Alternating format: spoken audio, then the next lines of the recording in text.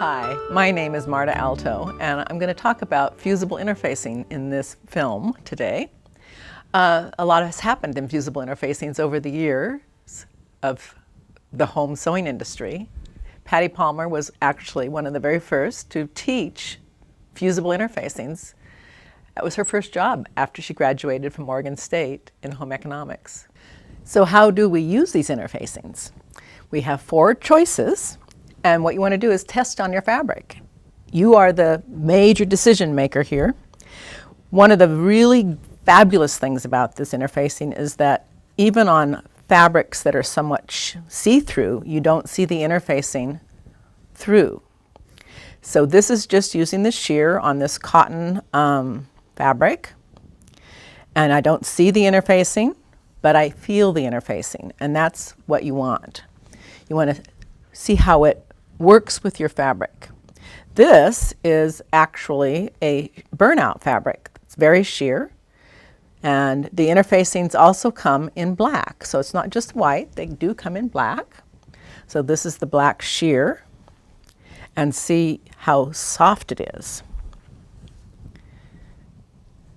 So I have it on silk, because the most common place you're using a lighter weight silk is probably a blouse or a shirt, just like the silk blouse that I have on. And I have it in the collar and in the cuffs. Sometimes you might want to check 2 interfacings. This is silk, a little heavier silk, and it's often used as a blouse or a jacket. And so you might want to test and see. On this piece of fabric, I've tested 3 different ones. This is the tailor weight, and the medium, and the light. And this is going to be a jacket, so I actually sewed a seam and trimmed it and turned it like I would have on the front of a jacket. This then can be my tester for making my buttonholes to see how the buttonholes work out. One of the things I do want to point out is if you're using a fabric that's a check or a stripe or a plaid, you want to make sure that you're fusing straight. So the fabric needs to be checked with a ruler to make sure it's fused correctly. Where would you put it? Generally, when I'm making a blouse, I fuse half of the cuff, the upper cuff is the fused side. I fuse the upper collar, but I fuse both collar bands. I like to do both collar bands because I feel it gives a little more body to the collar band so it stands better. That's the general rule, and that's what's written on the information that comes with the interfacing, where to fuse and how.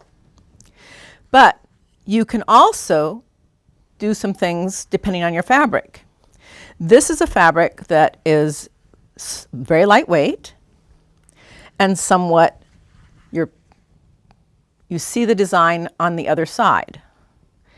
Do you want to see that? So typically we interface just the upper collar.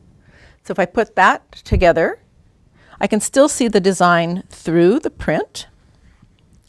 So what I ended up doing is I put 2 layers of interfacing on the upper collar and 1 layer of interfacing on the under collar, and now I don't see the design through as much. Now we're going to talk about how to cut and then fuse these interfacing. If you're going to be fusing to a fabric like wool that needs to be pre-shrunk, you want to test it to see if you have to steam shrink the whole piece of fabric. And that you can just use an iron with steam. The fabric is folded in half, so I've got both sides. And I'm just steaming along the fold here. And what I want you to see is where I've steamed, it has shrunk. And where I didn't steam along the folded edge, you can see the bubbling. So that tells me I need to steam shrink the whole piece of fabric. If you're working with a fabric that's very, very slinky, like this is polyester charmeuse. It's very wiggly and gets distorted very easily.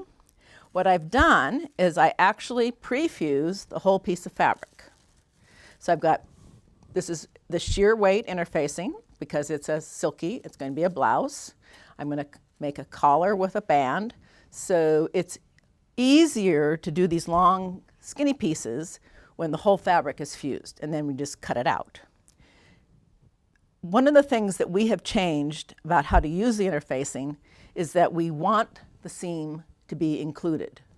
It used to be you cut out the interfacing and you trimmed off all the seam allowance, so the weight of the boardy heavy interfacings didn't get into the seam. These interfacings you want in the seam, not because it's going to fall out, but because it improves your pressing. You'll get better points on your collars, you'll get a better look in your pressing. This is the sheer, and this is obviously a piece that's been used. So you've got this in your plastic bag, and which direction is crosswise and which direction is lengthwise. Ironically, we have crosswise give and lengthwise stable. And this is fabulous because we can use the crosswise give where we want.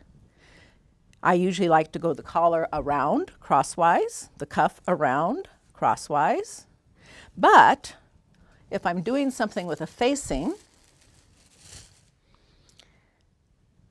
like this, where it's a cut on, I want the interfacing to go into the fold just like 1/4 of an inch or so. And I want the interfacing to go so the crosswise is actually going up and down. The lengthwise, the stable direction, is going across. Okay, the reason is if you've ever done buttonholes in a fabric that has give, and this is a rayon, so it has give, you get those kind of wavy buttonholes. If this is the stable direction of the interfacing, it stabilizes the buttonholes. So on the interfacing, it shows in the directions to cut a front facing with the stable direction going crosswise. Now we're going to fuse the front interfacing to the jacket front. Always put your pattern back on to make sure that everything is lined up, and as you can see right here, the neckline is actually skewed. So just moving a piece of fabric from that part of the ironing board to this part can just distort it. Now this interfacing is a little heavier than the sheer, so it takes a little longer to fuse it, but you do want to make sure that you are getting the steam on it. And remember that the whole iron is working. Right now I'm just doing about the first third of the iron. And I move the iron another third or so. Now the whole iron is still fusing. Remember, the steam is usually in the front, but the back is helping the interfacing fuse. Notice that I'm overlapping and just moving up a little ways. We call this zonal fusing, and it's actually in the instructions. I've shown you all the fusing things, but we do have some finishing things that we need to work on, and I'm going to talk about waistbands and one of my favorite things, stabilizer for embroidery. I'm addicted to machine embroidery. Generally, if you have a serger, you finish edges with a serger, and that's what I've done on this front facing. I've just serged along the edge with just one needle, so a 3-thread serging can be done with a 2-thread if you have that option. But sometimes you want a little nicer finish. So this one, I cut my interfacing. I've sewn less than a 1/4 inch seam, like 1/8 of an inch if you can do it. Then I pressed the seam flat very carefully with just the tip of the iron, because you don't want to fuse this part to your ironing board. Just the very tip of the iron, press that flat. And then I folded it over and pressed it in place. So now I have a fused facing with a nice clean finished edge. It really is just a nice finish that way.